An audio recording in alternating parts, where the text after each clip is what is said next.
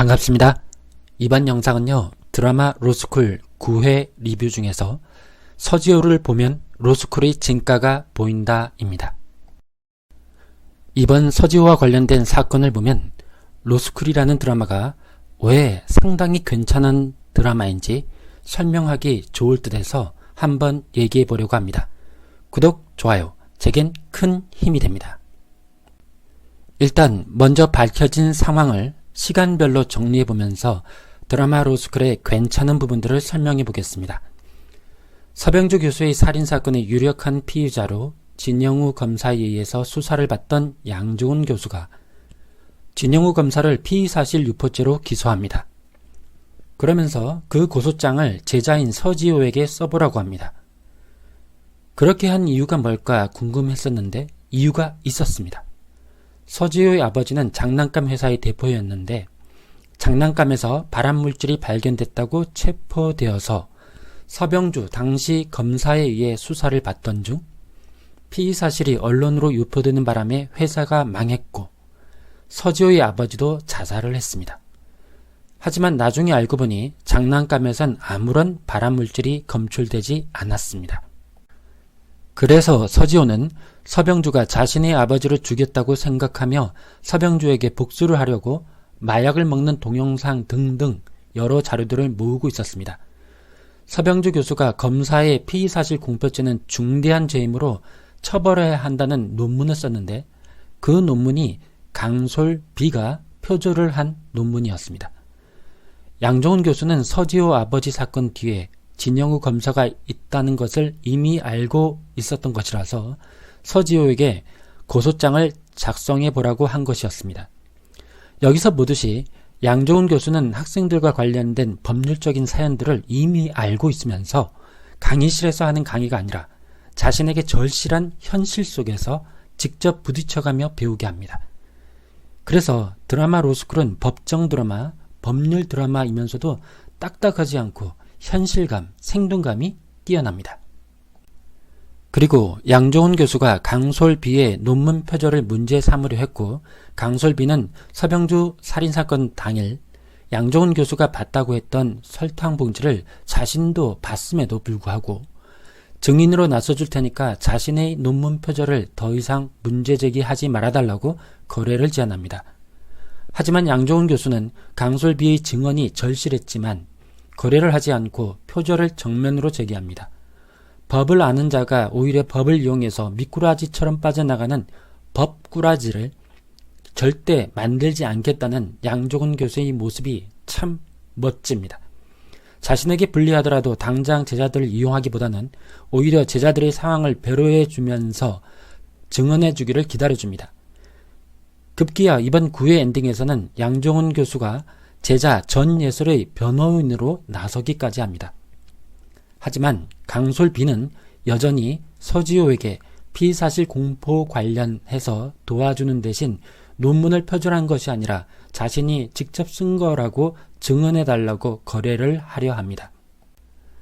알고 보니 서병주 교수의 사망일날 서지호는 그날이 아버지의 기일이라서 법적으로 복수를 하려고 서병주 교수를 찾아갔었습니다.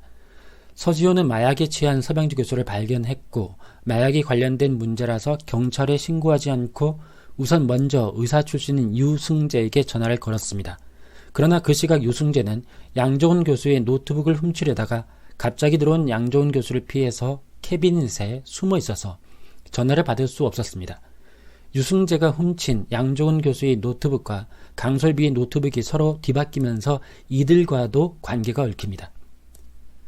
양조은 교수는 사건 당일 교수실에 있었고 서병주 교수에게 병원에 가보라고 전화를 하는 것을 들은 유승재의 증언이 절실했지만 유승재로서는 자신의 시험 문제 유출을 자백해야 했고 마침 난임이었던 부인이 임신 사실을 알려와서 아직은 증언을 회피하고 있습니다. 한편 진영우 검사에 대한 피의사실 공표죄가 이만호가 자기가 흘린 이야기라고 증언해버려서 기소가 불가능하게 되었습니다. 양조은 교수가 이만호로 찾아가 묻자 처음에는 자기랑 악연이 있는 검사라며 자신이 진영우 검사를 도우려 한 것이 아니라고 부인했습니다. 하지만 이만호가 아들을 찾기 위해서 강솔 A의 쌍둥이 언니인 강단을 찾으려 한다는 것을 알게 된 양정훈 교수가 이만호에게 거래를 제안합니다. 여기서 보듯이 이 드라마는 서지호, 양정훈 교수, 진용우 검사, 유승재, 강솔비, 강솔 A, 강단, 이만호 등등 이렇게 많은 등장인물들이 저마다의 고유한 사연을 갖고 있으면서도 서로 아주 기가 막히게 서로 얽히고 설킵니다. 이 얽힌 실타래를 푸는 재미가 상당히 있습니다. 서지호는 피의사실 공표로 아버지를 죽인 사람이 룸메이트인 한준이의 삼촌 서병주 교수라고 한준이에게 털어놓습니다. 자료를 받아서 검토한 한준이는 피의사실을 흘린 게 삼촌이 아니라고 확신하고 물증을 찾아 나섭니다. 한준이는 서지호 아버지 사건의 기사를 쓴 최중혁 기자를 찾아가서 서지호 아버지 기사를 슬쩍 들이밀었고 미끼를 문 최중혁 기자가 다른 기자와 은밀히 나누는 대화를 녹음했습니다. 사실은 피의사실을 흘린 사람은 서병주가 아니라 진형우 검사였던 것이었습니다. 하지만 다른 사람들이 나누는 대화를 함부로 녹음하는 것은 위법하게 수집된 증거로 증거가 되지 못합니다. 한준이가 한 이 녹음을 듣고 서지호는 진실을 알게 되고 한준이와 서지호가 두 기자가 있는 곳으로 함께 가서 사과를 하라며 대화를 나누면서 추가로 녹음을 합니다. 함께 대화를 하면서 한 녹음은 합법적인 증거로 인정되기 때문입니다. 여기서 보듯이 법을 아는 로스쿨 학생들의 용이 주도한 활력들과 서로 힘을 합쳐서 문제를 해결하는 모습을 보는 맛이 쏠쏠하고 실생활에 도움이 될 수 있는 중요한 법률 지식을 실제 상황을 통해서 쉽게 이해할 수 있는 장면들이 매우 많습니다. 다른 사람들이 나누는 대화를 함부로 녹음하는 것은 위법해서 증거가 될 수 없지만 함께 대화를 하면서 한 녹음은 합법적이어서 증거로 인정된다 정도로 결과를 이해하면 되는 겁니다. 복잡한 법률 지식을 알지 못하더라도 드라마를 보는데 문제가 없는 거죠. 양정훈 교수는 한준이를 통해 서지호 사건의 진행 경과를 전해 듣고 서병주 사건에 관해서는 사건의 증거물 중에서 혈당 검사기가 없다는 사실을 알게 됩니다. 양정훈 교수가 전체적인 사건을 총지휘하는 지휘자 역할을 하면서도 자신도 제자들을 통해서 도움을 받고 제자들은 제자들대로 현실 속에서 살아있는 배움을 얻게 되는 겁니다. 그리고 그러한 과정을 보는 시청자들은 바람직한 법조인을 만들어내는 것의 중요성을 실감하게 됩니다. 사적 복수를 미워하는 자극적인 드라마들이 유행하는 요즘에 사실 힘든 길을 선택한 드라마입니다. 하지만 법을 알고 제대로 사용하고 지켜내는 것의 중요성에 대해서 자연스럽게 생각을 해보게 만드는 아주 괜찮은 드라마라고 생각합니다. 지금까지 드라마 로스쿨 9회 리뷰 중에서 서지호를 보면 로스쿨의 진가가 보인다 였습니다.